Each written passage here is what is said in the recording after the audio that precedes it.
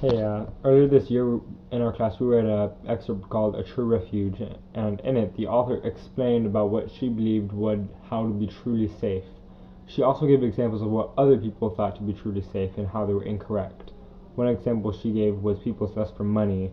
They believed that if they had wealth, they could buy themselves the perfect protection from basically anything. But there are a few flaws in that. Imagine two empires. One empire was based upon aspects such as slavery, conquering, and war. Uh, Another empire can be based on aspects like equality, fairness, freedom, and kindness.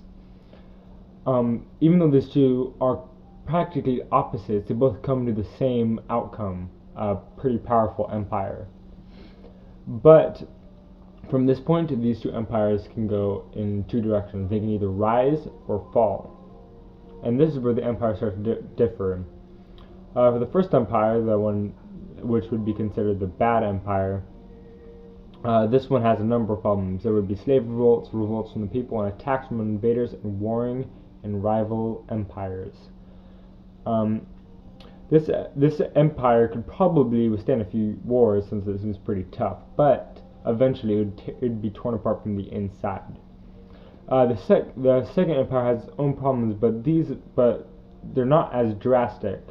For example, they wouldn't have any slave results because they don't have any slaves. And in fact, since they're based upon aspects like kindness and equality, the people would probably be very content.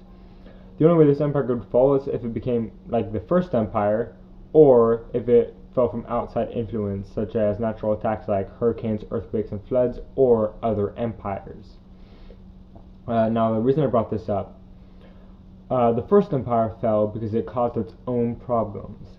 The second empire fell because of forces outside of its control. I want you to.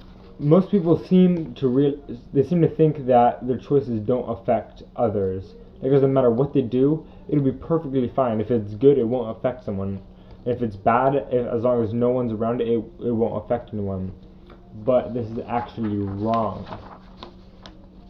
Anything you do will affect something in some way or another, kind of like a butterfly effect, but without the time travel.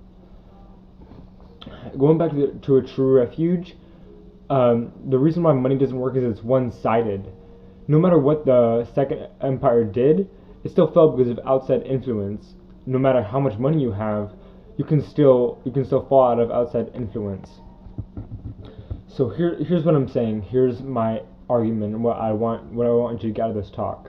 Number one, your choices affect people. No matter how much you want it, no matter how much you hope, your desires are nothing unless you actually work and do them. And no matter what you want, they will still always affect people. As soon as you do something, no matter what you thought it was going to do, you honestly have no idea where it's going to go after that. As stated in a previous TED Talk, we also heard about this year, you need telos thinking, which means to what end. Don't make choices based upon what you want now, make choices based upon what you want later. As I said before, both empires ended up they both wanted to become a powerful empire, but they didn't have the good ways to do it. What you want to do is you want to think about what your goal is in the future, and then you want to work backwards from there. How do you get to that point? And you want to base it off of things that you believe are good. Second, if you want true safety, ensure the safety of others. In the previous paragraph, I stated that no matter how good the second empire was, it could still fall because of outside influence. So by ensuring someone else's safety, they'll have no reason to attack you. Because if you're friends with somebody, why would they attack you? They wouldn't. There'd be no point.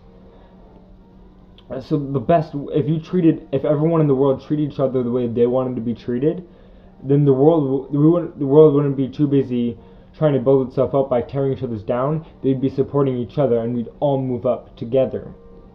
I know this sounds very cheesy, but if you actually think about it, this is a great way and basically the most logical way to think about it, to move up, to rise in the world.